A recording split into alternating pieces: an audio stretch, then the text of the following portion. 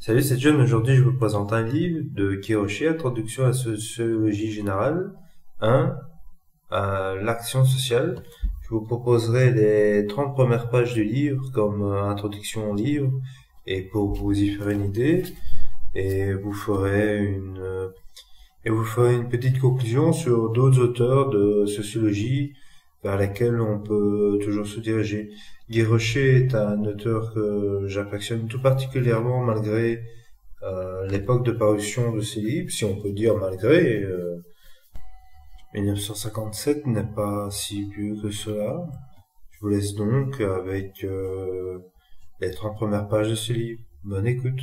L'orientation philosophique ou les genres d'auteurs de sociologie intéressantes que je vous présenterai également. L'accent social. Guy Rocher. Introduction à la sociologie générale. 1. L'action sociale. Édition HMH. Avant-propos. Ce livre devrait être dédié aux différents groupes d'étudiants qui, depuis plus de 15 ans, se sont succédés à mes cours d'introduction à la sociologie, tant à l'Université Laval de Québec qu'à l'Université de Montréal. Leurs commentaires, leurs remarques, leurs questions, leurs critiques m'ont beaucoup aidé à orienter et à préciser le contenu de cet enseignement et sa pédagogie. À tous, je leur sais gré de ce qu'ils ont ainsi contribué à ce livre à une époque pourtant où la participation active des étudiants était moins explicitement recherchée et accueillie qu'aujourd'hui. C'est dans l'espoir d'être encore utile à leurs confrères d'aujourd'hui et de demain, et aussi à d'autres personnes que la sociologie intéresse, que j'ai entrepris la rédaction de ce volume. À cette fin, j'ai conçu celui-ci à la fois comme une introduction à la sociologie et comme un ouvrage de référence. On y trouvera en effet une partie de l'enseignement que j'ai donné, avec cependant d'assez importantes transformations dues pour une large part au passage du cours parlé à l'œuvre écrite. Par ailleurs, j'ai cru utile d'ajouter un assez grand nombre de références aux principaux ouvrages de sociologie, ainsi qu'à divers articles publiés dans les plus importantes revues sociologiques, anthropologiques et psychologiques. Le lecteur qui voudra aller au-delà de cette présentation de la sociologie pourra puiser dans chaque chapitre une bibliographie de départ. J'ai cependant évité de surcharger le texte de renvois trop nombreux, une des principales responsabilités incombant à celui-ci qui enseigne les éléments de la sociologie consiste à faire une tri de ce qu'il juge essentiel ou important dans la masse croissante de la production sociologique dont il doit sans cesse prendre conscience. On constatera en parcourant les notes en bas de page que j'ai puisé tout autant dans la sociologie de la langue française que dans celle de la langue anglaise. J'ai souvent déploré l'imperméabilité des frontières linguistiques dans la recherche des sciences de l'homme, un ouvrage qu'offre le Québec, et de nous situer à un confluent des travaux de la langue française et de la langue anglaise. Il fallait donc tirer profit de cette situation, puisque ces deux langues suffisent encore pour le moment à nous garder en contact avec les principaux courants de la recherche sociologique. Quelques remarques s'imposent cependant pour éclairer tout de suite le lecteur sur l'orientation que j'ai cru devoir donner à cette présentation de la sociologie. Il s'agit, comme le titre l'indique, de la sociologie générale, ce qui exclut particulièrement deux choses. Sont exclus d'abord ce qu'on appelle communément les sociologies spéciales, c'est-à-dire les analyses de secteurs particuliers de la réalité sociale, sociologie de la famille, des classes sociales, du pouvoir politique, des milieux urbains ou ruraux, etc. On ne trouvera pas non plus ici, en second lieu, la description ou l'analyse d'une société particulière. Je n'ai pas voulu faire une introduction à la sociologie du Québec, du Canada français ou du Canada. C'est en effet ma conviction la plus profonde qu'on ne peut aborder les sociologies spéciales ou la sociologie d'un milieu particulier qu'après avoir d'abord pris connaissance des fondements les plus généraux de l'analyse sociologique. Bien qu'encore jeune, la sociologie possède tout de même des traditions, un certain acquis théorique et méthodologique. Une langue s'est forgée, des concepts se sont définis, on a élaboré des typologies et construit des modèles ou des schèmes théoriques. C'est à travers cet appareil conceptuel et théorique que la sociologie porte un certain regard sur la réalité sociale. L'initiation à la sociologie consiste à entrer progressivement dans la perception du réel propre à cette discipline. Cela requiert la connaissance de certaines œuvres maîtresses, de certaines recherches particulièrement marquantes. Cela exige surtout la familiarité avec le concept essentiel et avec les principales théories. C'est à cette initiation aux éléments généraux et fondamentaux de la sociologie qu'est consacré ce livre. On doit donc s'attendre à ce qu'une telle introduction ait un caractère théorique assez marqué. Cela sera peut-être de nature à décontenancer certains lecteurs qui attendent de la sociologie des recettes ou la confirmation de leurs idées, plutôt qu'une optique un peu rigoureuse et systématique, une réalité sociale par ailleurs. Celui qui aura accepté de faire l'effort théorique qui lui est ici proposé sera mieux préparé à aborder les travaux spécialisés portant sur son milieu ou sur un secteur particulier de la société, étant d'abord familiarisé avec les cadres les plus généraux de l'analyse sociologique. Il n'est cependant pas question de laisser croire que la sociologie ait atteint le stade d'une science unifiée ayant un corps théorique uniquement accepté. On verra de fait que j'ai consacré beaucoup de temps aux divergences de vues entre les sociologues, étant convaincu que les différentes approches contribuent toutes pour une part à la connaissance de la vie sociale et qu'à ce titre, elles font partie de la pensée sociologique contemporaine, tout autant que les éléments de consensus que comporte également la sociologie. C'est dans le même esprit que j'ai aussi tenu à souligner les liens et les traductions qui relient encore la sociologie contemporaine à ses précurseurs. La sociologie, n'ayant pas une théorie générale qui fasse l'unanimité des chercheurs, demeure tributaire de l'orientation que lui ont imprimé les premiers grands penseurs qui ont été les bases. On ne peut comprendre la sociologie de la seconde moitié du XXe siècle sans remonter à Auguste Lecomte, Karl Marx, Herbert Spencer, les historiens allemands du XVIIIe siècle et du XIXe siècle. Il ne faudra donc pas s'étonner de l'importance que sera accordée à leur écrit. Il ne s'agit cependant pas de faire une histoire de la sociologie. J'ai plutôt voulu montrer que la sociologie contemporaine intègre encore la pensée de ses prédécesseurs et continue pour une large part à travailler sur des problèmes qui ont posé.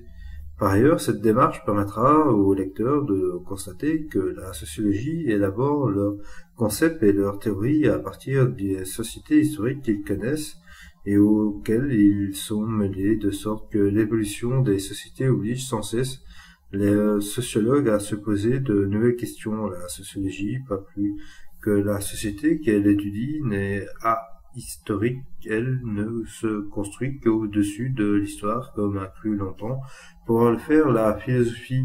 Elle s'élabore au sein de l'histoire, dont elle se nourrit en même temps qu'elle en partage les incertitudes. C'est une des tensions les plus profondes de la sociologie et du sociologue que d'être nécessairement soumis aux sociétés historiques et même inspiré par elles, et de chercher toujours en même temps à prendre assez de distance à leur égard pour en dégager des théories de portée générale. C'est là un problème qu'on sera plus en mesure de discuter en conclusion de ce volume. Il importe cependant d'ajouter qu'au-delà des influences historiques contingentes, au-delà des divergences théoriques, certaines orientations de la réflexion sociologique ont aussi à faire une suffisante unanimité chez les principaux théoriciens contemporains, de sorte qu'on puisse tabler sur ce consensus pour ouvrir une présentation assez présente de la sociologie. Je puis dire à ce sujet que j'ai cherché à tirer parti de tous les point de convergence des théories modernes dans le but de dégager à travers la diversité des perspectives une optique générale suffisamment unifiée et intégrée. La démarche adoptée à partir de la notion d'action sociale, la recherche d'un cadre systématique d'analyse et des tentatives pour y intégrer l'explication du changement social rallie, me semble-t-il, les principaux théoriciens contemporains tels que Sorkin, Parsons, Homans, Güvich, Merton, Firth, Mannheim et Turenne. En dépit des différences de points de vue qui distinguent ces chercheurs et souvent les opposent, j'espère somme toute avoir donné une image assez véridique de la théorie sociologique actuelle, des problèmes qu'elle se pose, des réponses qu'elle propose et des recherches qu'elle continue à poursuivre. On m'accordera que ce n'était pas tâche facile. La sociologie se développe en suivant des voies multiples et accidentées et d'une manière qui paraît souvent incohérente et même anarchique à des esprits avides de rigueur et de méthode. Mais j'ai précisément chargé dans ce volume d'introduction à ramener des marchés sociologiques à la problématique la plus fondamentale, de manière à concentrer l'attention sur les éléments essentiels, la sociologie évitant de la sorte la dispersion du regard et de l'imagination dont souffrent trop souvent ceux qui s'initient à cette science. Cette problématique, c'est évidemment celle d'une discipline scientifique, car telle est la sociologie. La question que se pose la sociologue ou le sociologue devant la réalité sociale ne sont donc pas nécessairement les mêmes que celles que se pose l'homme d'action ou la femme d'action. Les questions pertinentes en sociologie sont de l'ordre de la connaissance et de l'explication, et c'est à la condition que la sociologie demeure fidèle à ce qu'elle est en tant que discipline scientifique. Sa contribution à l'intervention sociale sera valable. Trois problèmes principaux dominent à mon avis la recherche théorique et empirique en sociologie générale. On peut les énoncer dans les termes suivants. Comment expliquer que des collectivités humaines existent et se maintiennent? Et corrélativement, comment l'individu se rattache-t-il à ces collectivités? Comment s'organisent ou se structurent les cadres sociaux de la vie humaine? Comment se produit et s'explique le changement, l'évolution des sociétés humaines? C'est autour de ces trois questions fondamentales que j'ai construit cette introduction à la sociologie. Chacune des trois parties qui la composent tente en effet de regrouper les réponses de divers sociologues à chaque question, transposée dans les termes de la problématique sociologique. La première question pose le problème de l'action sociale, la deuxième celui de l'organisation sociale, la troisième celui du changement social et de l'action historique. Ainsi s'explique la division de l'ouvrage en trois parties qui, dans la présente édition, constituent autant de tomes séparés. Regroupent en bien des points et sont interdépendantes. La perspective sociologique se veut toujours la plus globale possible et c'est d'une manière globale qu'il faut aussi l'aborder. Fin de l'enregistrement du 17/9 à la fin de la page 11. 1. L'action sociale. L'objet d'étude de la sociologie. Il importe d'abord de situer clairement la démarche que nous allons entreprendre par rapport à l'ensemble du champ d'études que couvre la sociologie. Si on peut affirmer que la sociologue étudie l'homme dans son milieu social ou encore de façon plus générale qu'il étudie la société, il faut bien reconnaître que celle-ci se présente à l'observateur sous des formes variées. Une civilisation telle la civilisation occidentale ou la civilisation américaine est assurément un milieu social et il est à peine nécessaire de souligner que chaque personne y baigne en porte l'empreinte. Un pays, bien qu'il fasse partie d'une civilisation, présente aussi des traits caractéristiques qu'il distingue des autres au point qu'il est aisé de différencier parfois dès le premier coup d'œil un Italien d'un Français et d'un Américain.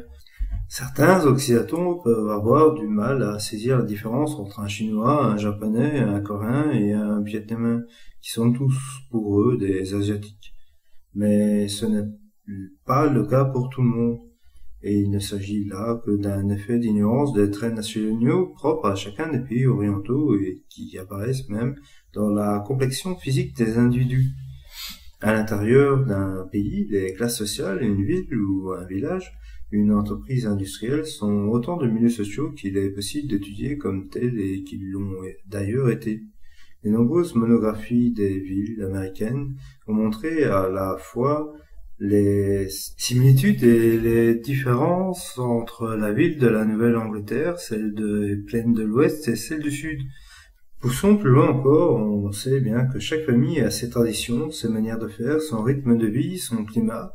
Tout instituteur dira qu'une classe d'élèves ne ressemble pas à une autre et qu'on ne peut s'y prendre de la même façon avec des groupes différents d'enfants. Une branche importante de la psychologie sociale se consacre à ce qu'on appelle la dynamique des groupes, c'est-à-dire la façon dont un groupe assez restreint pour que ses membres soient en contact direct les uns avec les autres, ce que l'on appelle en anglais face-to-face relationships, s'organise et se structure, s'articule et évolue, en d'autres termes, constitue un véritable microcosme social. Si enfin deux personnes se rencontrent dans la rue, s'abordent et causent quelques minutes, il se produit entre elles un échange de signes, de gestes et de mots qui constitue un phénomène social par le contenu de ces échanges, tout autant que par la forme dans laquelle il se produit.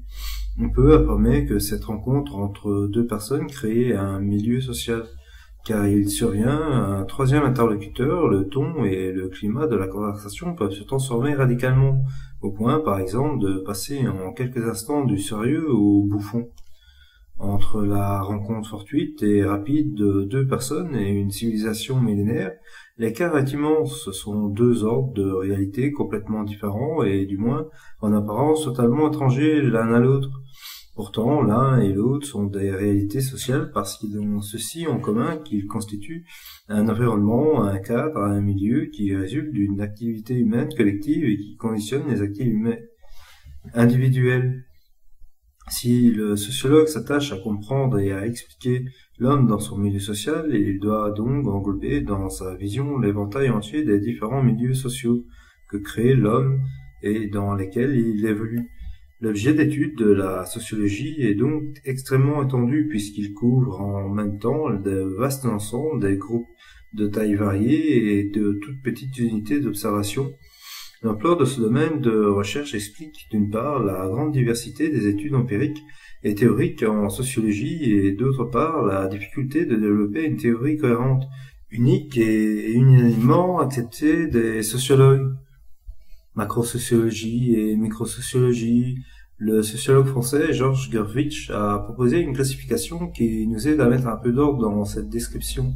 Il distingue trois plans horizontaux d'observation, ou plus exactement, ce qu'il appelle trois genres de types sociaux, qu'il ne faut pas confondre avec les paliers verticaux de sa sociologie en profondeur. Le plan macro-sociologique des sociétés globales, qui comprend les ensembles sociaux assez complets,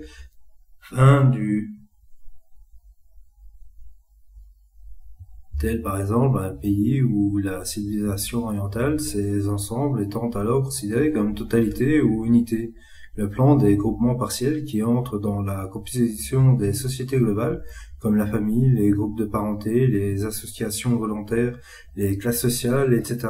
Le plan micro-sociologique des différents modes de liaison sociale, que Gurvitch appelle aussi les formes de sociabilité, c'est-à-dire les divers types de rapports sociaux qui s'établissent entre les membres d'une collectivité et les différentes manières dont ces membres sont liés au tout social et par tout social.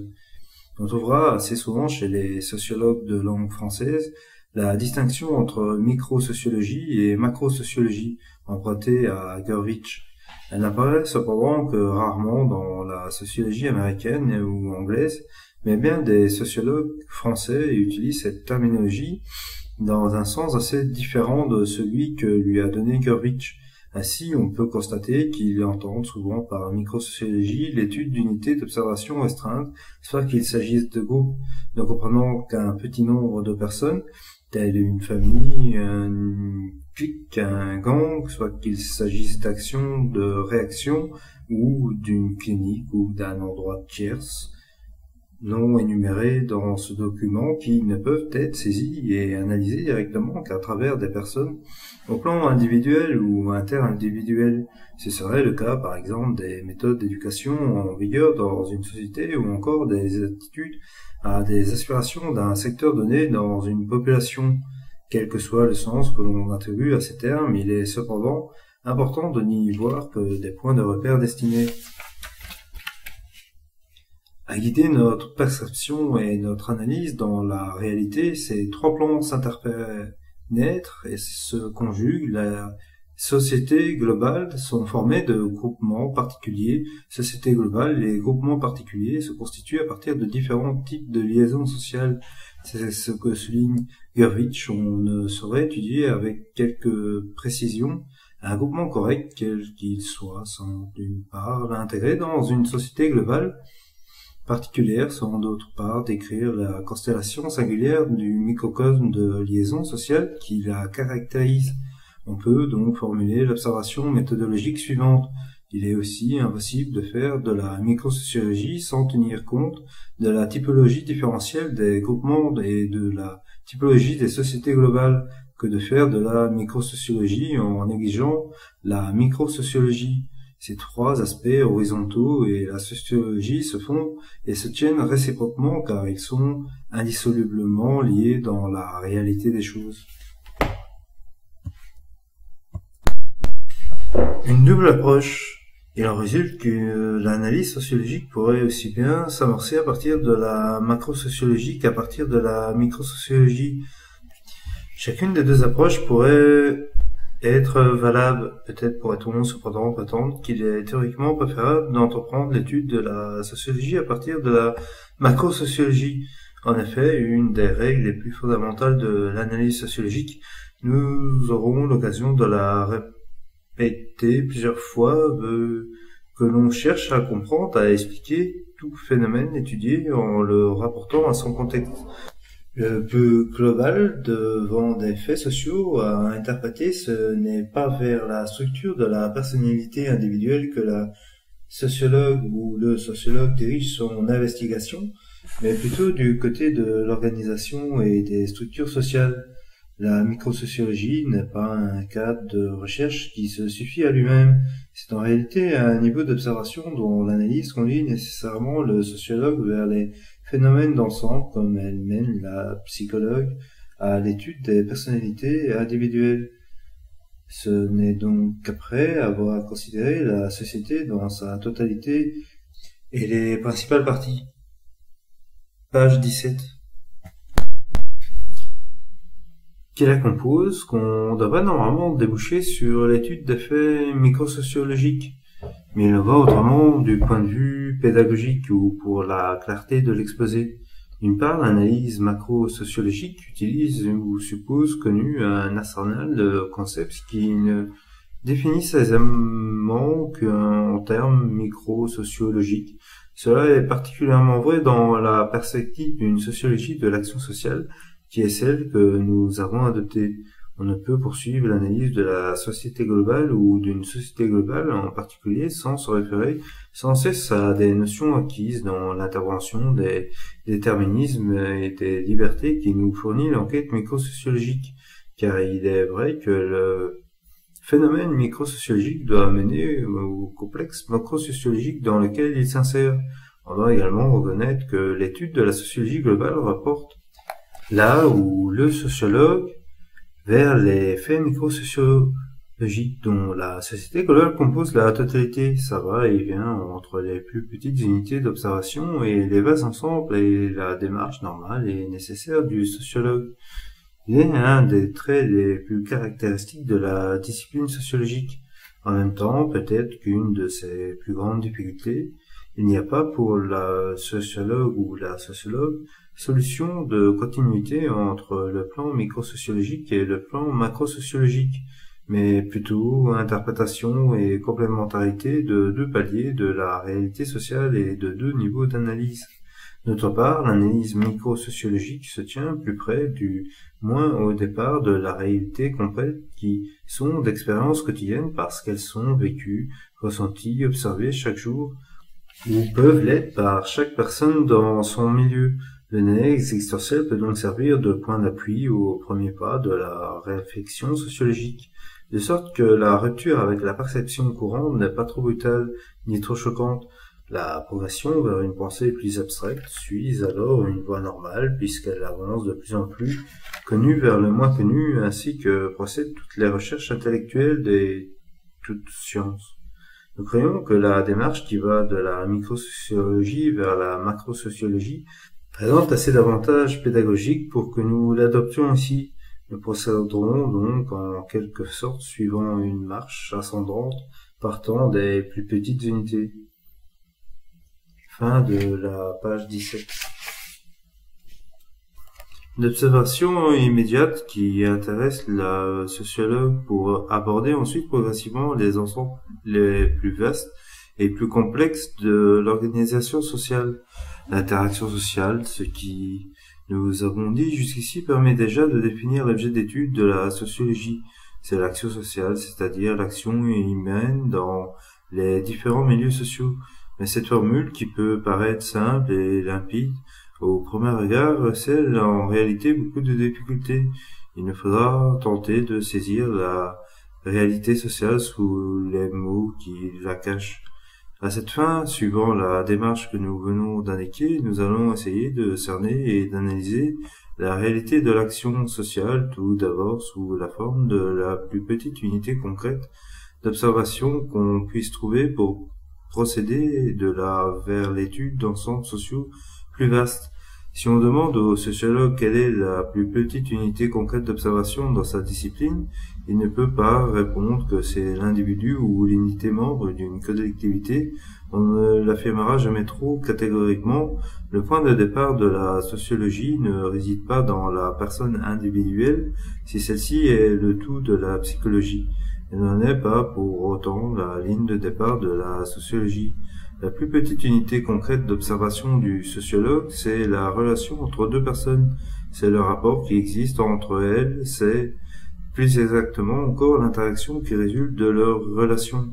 Pour comprendre le sens de ces termes, partons de deux cas concrets d'interaction, les premières impressions dans la connaissance d'autrui et la relation entre deux personnes qui se connaissent de longue date.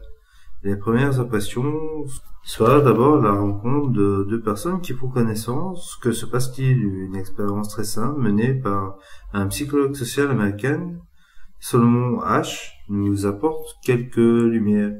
Asch propose à un groupe d'étudiants que nous appellerons le groupe A de rédiger dans leurs termes le portrait d'une personne sur laquelle il donne comme indice une série de 6 qualités qui sont lues lentement, laissant couler une dizaine de secondes entre chacune. Intelligent, d'humeur égale, travailleur, timide, agressif, têtu. Il propose la même tâche à un second groupe, le groupe B, mais cette fois en inversant l'ordre de présentation des qualités de sorte que têtu vient en premier et intelligent en dernier. L'analyse des portraits fournis par deux groupes montre que ceux du groupe A sont généralement plus favorables à la personne que ceux du groupe B. H interprète ce résultat à partir de la psychologie de la forme ou gestaltisme. Les sujets du groupe A ont enregistré d'abord des qualités positives, intelligent, d'humeur égale, travailleur. Une image s'est structurée qui était favorable à la personne décrite. Les qualités moins positives sont ensuite perçues en fonction de la structure déjà construite et sont adaptées à cette structure. Par exemple, l'agressivité et l'entêtement peuvent devenir des qualités positives chez une personne intelligente qui tient à ses idées et qui les défend. Les sujets du groupe B, par contre, qui ont d'abord entendu énumérer la qualité négative, têtu et agressif, ont élaboré une première image défavorable qui a structuré la perception subséquente des qualités positives. Ainsi, on accorde à la personne écrite une certaine intelligence en dépit du fait qu'elle soit entêtée et timide. Perception structurée. Cette expérience permet de saisir, comme en laboratoire, l'organisation des premières impressions. Dans le rapport avec autrui, chaque personne, la représentation de l'autre, n'est pas faite selon Solomon Asch, Social Psychology, New York, Prentice Hale, 1952. Une simple accumulation d'observations ou d'impressions recueillies au hasard, elle est plutôt le produit d'une structuration. La perception d'autrui, comme toute perception, ne possède pas de façon anarchique. Elle est une mise en ordre d'éléments divers pour en composer un portrait, c'est-à-dire pour leur donner une forme. Les psychologues ont beaucoup étudié les différents facteurs physiologiques, affectifs et mentaux susceptibles d'influencer l'organisation de la forme. Ce n'est pas le lieu ici de les suivre dans cette recherche. Soulignons seulement que la structure perpétuelle, originale, construite à partir des premières impressions n'a évidemment rien de définitif ni d'immuable. Elle n'est qu'un premier mode d'adaptation à autrui. Si après avoir fait connaissance, deux personnes sont appelées à se revoir fréquemment ou à vivre ensemble, le processus d'adaptation se poursuivra, l'image de l'autre se restructurera au fur et à mesure que de nouvelles observations viendront confirmer, corriger ou infirmer les impressions antérieures. Il n'est d'ailleurs pas possible de poser un terme à cette adaptation et donc à la structuration de l'image de l'autre. Elle se constitue aussi longtemps que deux personnes se connaissent, compte tenu des changements de situation ou de circonstances qui se produisent, du mûrissement de chacune, des diverses expériences vécues ensemble ou séparant, même après la mort de l'un des deux. L'image de l'autre continue à se modifier chez le survivant, soit à cause de renseignements nouveaux qu'il obtient, soit surtout par suite du travail qu'opère inconsciemment la mémoire. Certains traits du disparu prennent du relief, d'autres s'atténuent généralement dans le sens de ce que les psychologues ont appelé la meilleure forme, c'est-à-dire l'enjolivement du portrait. Interaction structurée. Début du second paragraphe de la page 20. Interaction structurée, mais l'expression de Solomon H nous enseigne encore autre chose. H a en effet poussé son expérience un peu plus loin. Il a répété la même procédure avec deux groupes d'étudiants, en leur disant cette fois-ci que le portrait qu'ils allaient rédiger à partir de qualités mentionnées était celui d'un assistant qui devait diriger leur séminaire de travaux pratiques. Par la suite, un même assistant dirigea les travaux pratiques du groupe A et du groupe B, mais l'observation des groupes au travail permet de constater que le groupe A, qui s'était formé une image positive du futur assistant, était nettement plus coopératif que le groupe B. On peut donc dire que la structure de la connaissance d'autrui se prolonge en une structure de l'action avec autrui. En d'autres termes, l'action avec autrui n'est pas plus le fruit du hasard que la connaissance d'autrui. Elle obéit, elle aussi, à des modes d'organisation ou de structuration. Elle recherche, elle aussi, une meilleure forme. La première rencontre entre deux personnes est peut-être le phénomène social concret le plus élémentaire. On y assiste à la genèse d'une relation interpersonnelle encore embryonnaire, au premier moment de la connaissance d'autrui et de l'adaptation à l'autre, au premier temps de la structuration de la perception, de l'action, du même coup. On se trouve pratiquement à toucher la ligne de démarcation qui sépare le psychique du social. C'est en effet d'une part avec sa personnalité totale que chacun connaît l'autre, c'est-à-dire avec ses sens, ses émotions, ses impulsions, sa mémoire, son intelligence. D'autre part, on pourrait démontrer comment l'expérience sociale, le milieu d'origine, la civilisation fournissent les éléments dont se composeront les premières impressions et l'image de l'autre. Bien qu'élémentaire, le premier phénomène social que nous avons rencontré est déjà infiniment complexe par le mécanisme psychique auquel il fait appel et par les composantes sociales qu'il suppose. Les attentes réciproques. Venons maintenant au second cas, celui de la relation entre deux personnes qui se connaissent de longue date. Il suffit, en d'autres termes, d'arrêter à un point donné du temps le processus d'adaptation qui se poursuit entre elles. Par suite de la connaissance approfondie qu'elles ont l'une de l'autre, leur perception mutuelle s'est raffinée en même temps qu'elles ont développé des attentes réciproques. A s'attend à ce que B agisse de telle façon dans telle circonstance, de même pour B. La réalité est cependant plus complexe. On peut tenter de la cerner partiellement sous la forme de certaines propositions en adoptant cependant que le point de vue d'une seule personne, celui d'Ego par rapport à Alter. Ego sait qu'Alter s'attend à ce que Ego agisse de telle façon. Ego sait qu'Alter sait que Ego s'attend à ce qu'Alter agisse de telle façon. Ego sait qu'Alter sait qu'Ego sait qu'Alter s'attend à ce qu'Ego agisse de telle façon. Ego croit qu'Alter croit qu'Ego s'attend à ce qu'Alter agisse de telle façon. Ego croit qu'Alter croit qu'Ego croit qu'Alter s'attend à ce qu'Ego agisse de telle façon. Ego veut qu'Alter s'attende à ce qu'Ego agisse de telle façon. Ego veut qu'Alter veuille qu'Ego s'attende à ce qu'Alter agisse de telle façon. Ego croit qu'Alter veut qu'Ego s'attende à ce qu'Alter agisse de telle façon. Ego sait qu'Alter veut qu'Ego s'attende à ce qu'Alter agisse de telle façon. Ego voudrait qu'Alter s'attende à ce qu'Ego agisse de telle façon. Ego voudrait qu'Alter croit qu'Ego s'attend à ce qu'Alter agisse de telle façon. Ego voudrait qu'Alter sache qu'Ego s'attend à ce qu'Alter agisse de telle façon. Bien que la lecture de ces propositions soit déjà étourdissante, il faut reconnaître qu'elle ne couvre que quelques-unes de nombreuses possibilités d'attente dont on pourrait faire la liste, sans compter qu'il faudrait ensuite les multiplier par 2 pour tenir compte du point de vue d'Alter par rapport à Ego.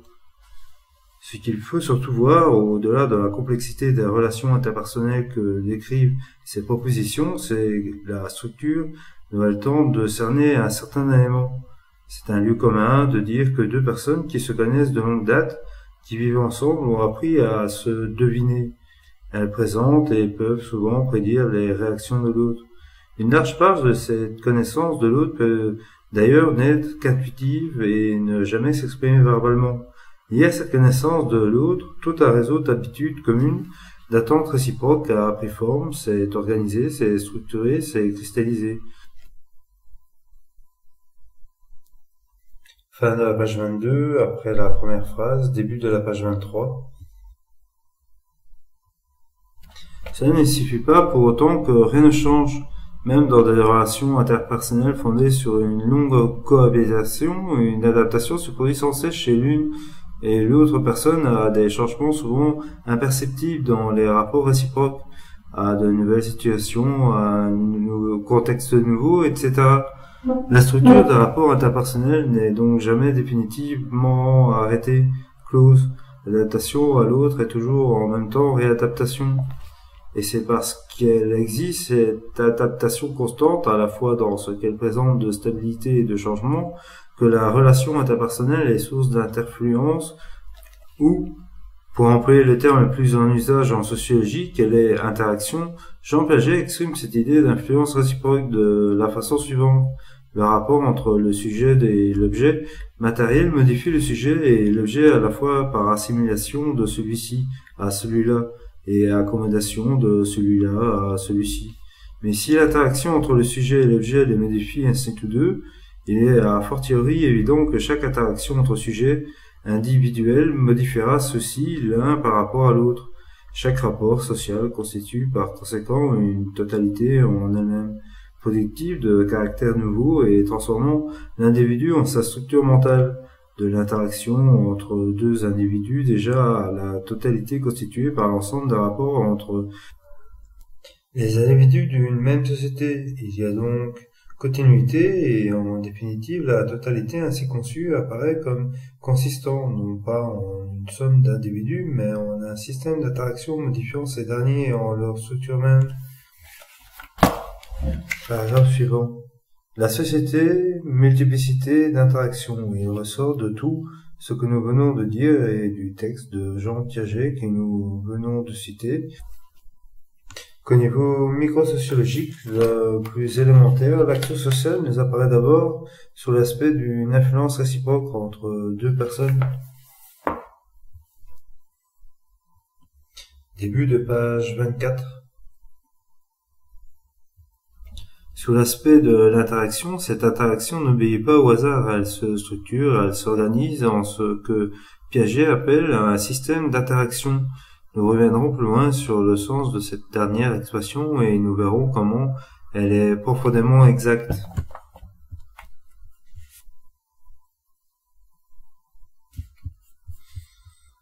Et le social de la sociologie ne réside pas dans les personnes individuelles aux yeux de sociologues. Ce qu'on appelle la société n'est pas, comme le dit Piaget, une somme d'individus qui seraient liés ensemble par je ne sais quel contrat ou quelle entente. Pour le sociologue, c'est la multiplicité d'interactions de sujets humains qui composent le tissu fondamental et élémentaire de la société, lui conférant à la fois une existence et une vie. Fin du premier paragraphe de la page 24. Le psychique et le social. Mais l'objection suivante surgit immédiatement à l'esprit. N'est-il pas vrai que la psychologie moderne étudie la personnalité et son action dans le contexte des relations interpersonnelles et du milieu social, ou plus exactement des différents milieux sociaux auxquels une personne appartient? En quoi alors les rapports d'interaction sont-ils plus sociaux que psychiques? Où se situe la ligne de démarcation du sociologique et du psychologique? Cette objection est évidemment importante. Elle pose le problème de ce qui, dans l'ensemble de l'action humaine, est l'objet d'études spécifiques de la sociologie, ce qu'on pourrait appeler en langage scolastique son objet formel. Sans doute faut-il d'abord préciser que l'action sociale est toujours à la fois psychique et sociale. Comme nous l'avons déjà indiqué plus haut, elle fait appel à des mécanismes psychiques et à des composantes sociales.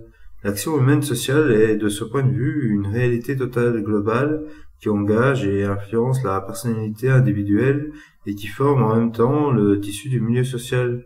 Au niveau microsociologique, le plus élémentaire d'où nous sommes partis, l'imbrication du psychique et du social apparaît plus nettement encore, mais si le psychique et le social se mettent si étroitement dans la réalité concrète de l'action sociale, il n'en est que plus nécessaire encore de distinguer le sociologique du psychologique, ou plus exactement de spécifier l'angle sur lequel la sociologie saisit et analyse l'action sociale. Fin du premier paragraphe, page 25. Deux définitions de l'action sociale. À cette fin, deux définitions sociologiques de l'action sociale vont nous servir de guide. L'une, celle de Max Weber, définit l'action sociale de façon subjective, c'est-à-dire selon des critères intérieurs ou au sujet actif. L'autre, celle de Emile Durkheim, peut être appelée objective par opposition à la première, parce qu'elle détermine le caractère social de l'action à partir de contraintes s'exerçant de l'extérieur sur l'action des sujets. Considérons successivement ces deux définitions.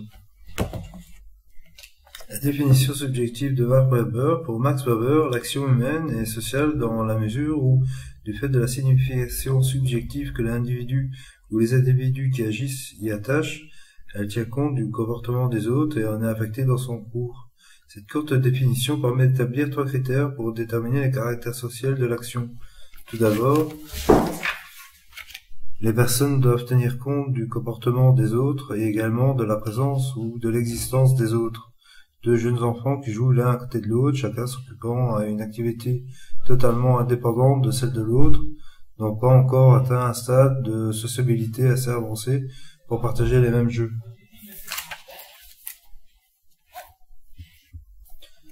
Tout au plus peut-on dire que la présence de l'activité de l'autre les encourage tous deux à demeurer sur la place et à continuer les jeux solitaires. Il s'agit alors d'une interaction très élémentaire. Il peut même se produire que l'un des deux s'éloigne sans que l'autre semble le remarquer. L'action sociale était alors nulle, et il distrait qui passe à côté de vous sans vous voir parce qu'il est tout entier absorbé par ses pensées et peut-être en conversation intérieure avec un interlocuteur invisible. Mais son action n'est pas sociale dans le milieu immédiat qui l'entoure. Il faudra l'arrêter, lui taper sur l'épaule, le ramener sur terre, selon l'expression populaire, pour lui faire prendre conscience de votre présence et pour qu'il en tienne compte. On connaît les nombreuses caricatures du mari qui prend son petit déjeuner devant sa femme, caché derrière son journal, et il ne déjeune pas avec elle, bien qu'elle soit physiquement en tête à tête. L'écran du journal symbolise bien l'absence ou même le refus de communication avec l'autre. Dans tous ces exemples, le caractère social de l'action est tout très limité ou inexistant parce que l'un des deux sujets ou les deux s'agissent sans tenir compte de la présence de l'action de l'autre. Fin du premier paragraphe de la page 26. Le deuxième critère attribué par Weber est l'action sociale est celui de la signification. On doit entendre ce terme dans son sens le plus littéral, à savoir que l'action du sujet doit avoir sa valeur de signe ou de symbole pour tous les autres et que l'action des autres doit également avoir valeur de signe ou de symbole pour le sujet. En d'autres mots, tenir compte des autres ne suffit pas pour qu'une action soit sociale. Encore faut-il que le sujet indique par son action qu'il a compris les attentes des autres et que son action est destinée à y répondre ou qu'il manifeste qu'il n'a pas l'intention d'y répondre. Lorsque deux personnes s'abordent dans la rue et que l'une tend la main, elle indique clairement par ce signe, du moins dans la civilisation occidentale, qu'elle s'attend à ce que l'autre avance à son tour la main. Selon le mode de salutation en usage, si le second interlocuteur ne saisit pas la main qui lui est tendue, le premier saura vite comprendre à d'autres signes qui lui fournit le comportement de l'autre. S'il s'agit d'une simple distraction ou d'un refus volontaire, attacher une signification à sa conduite, à la conduite des autres, c'est lui attribuer un sens symbolique qui puisse être transmis et compris grâce à un code d'indices ou de signes. C'est plus exactement encore insérer cette conduite dans un système de communication.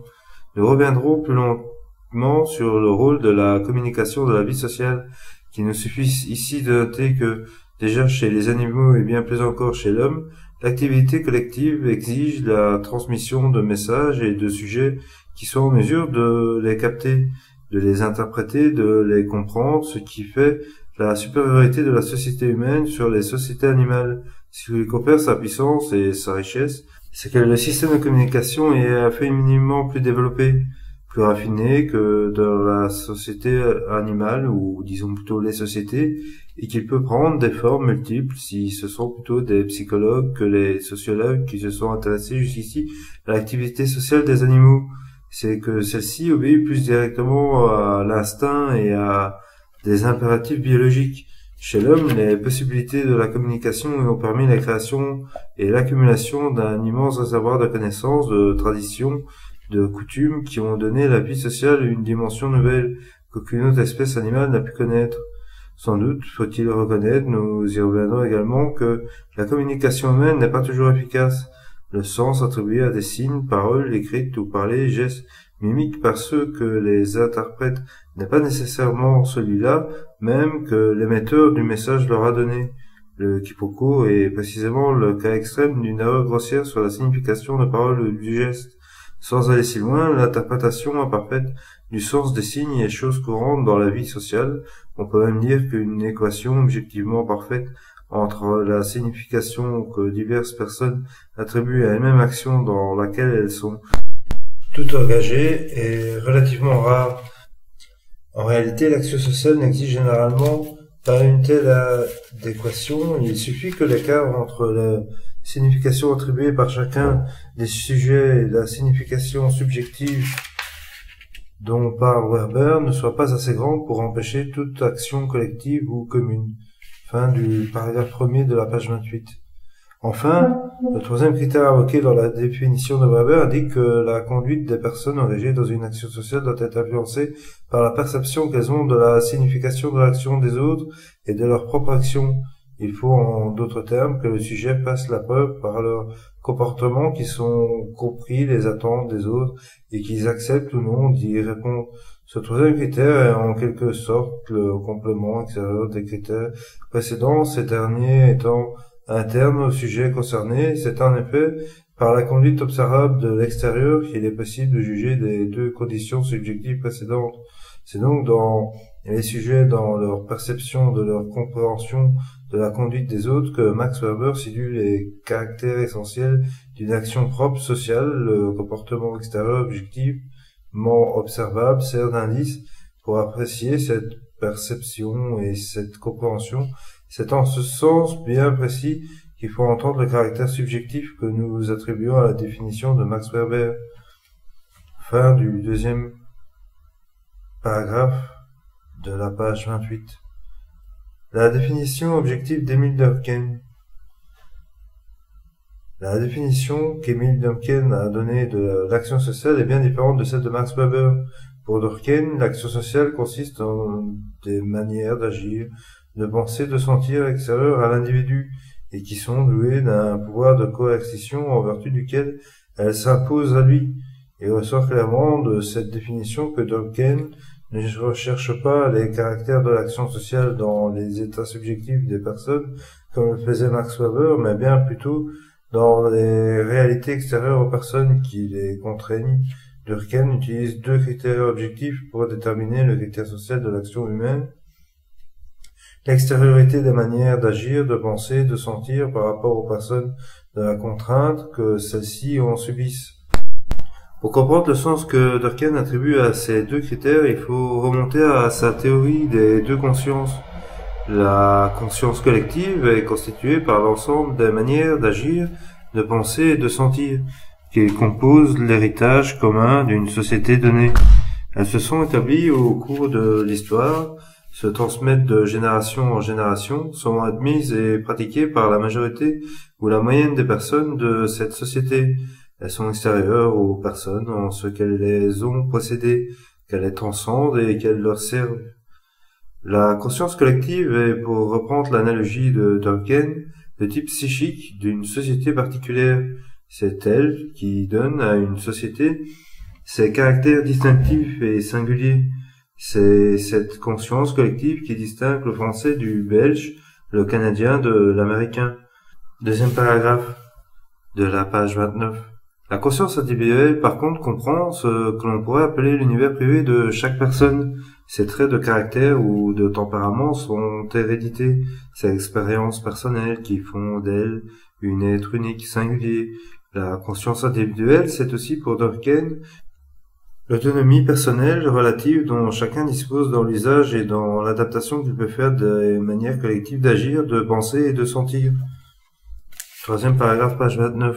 En chaque personne, la conscience individuelle peut être plus ou moins développée, plus ou moins forte, mais ce qui a intéressé surtout Durkheim, comme nous le verrons plus loin, c'est que d'une société à l'autre, la conscience collective ne s'impose pas aux personnes avec la même force, avec le même poids. Les sociétés varient selon le degré de contrainte que la conscience collective exerce sur les personnes et selon les degrés d'autonomie laissés aux consciences individuelles. Cependant, quel que soit le degré de contrainte qu'elle exerce, la conscience collective se caractérise par le fait qu'elle est nécessairement toujours contraignante, coercitive. Pour appartenir à une société, quelle qu'elle soit, il faut se plier aux manières collectives d'agir, de penser et de sentir propres à cette société. Il faut les accepter et les pratiquer. Fin du troisième paragraphe de la page 29.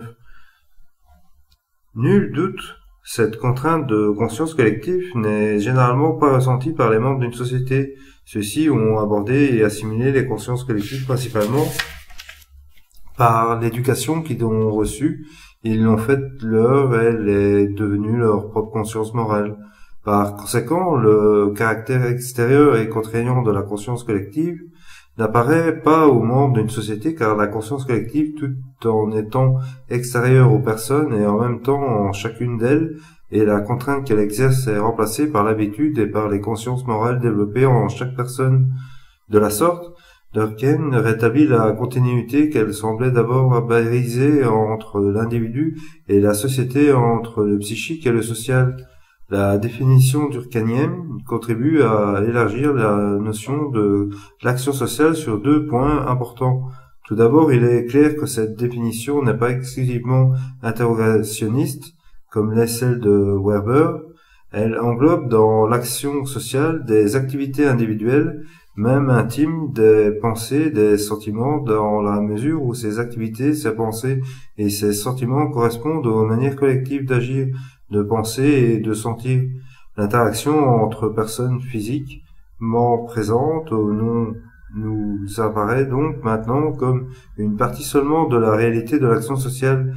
L'action individuelle peut être influencée par le milieu social sans qu'il y ait d'interaction effective et elle n'en a pas moins action sociale.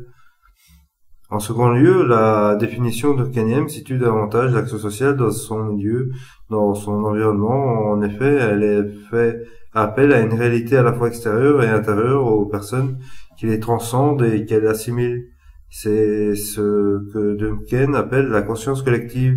Les prochains chapitres feront mieux ressentir l'importance de cette considération. Fin du premier paragraphe de la page 30. Deux traditions complémentaires. la tradition compréhensible. Mais il ne faut pas voir ni opposition ni contradiction entre deux définitions que nous venons de donner. La différence de point de vue entre ces deux auteurs provient principalement du contexte et de la tradition intellectuelle qui les ont influencés, l'un et l'autre, historiens, juristes, économistes. Autant de sociologues, Max Weber a dû lutter contre un très fort courant de pensée en Allemagne qui établissait une opposition radicale entre les sciences de la nature et les sciences de l'homme. L'ordre de la nature, disait-on, est soumis au règne du déterminisme. C'est l'univers de la nécessité, les conditions étant maintenues constantes, un même phénomène se reproduira indéfiniment. En outre, il est toujours possible d'établir le lien causal qui relie un événement physique ou chimique aux conditions ou aux événements antérieurs.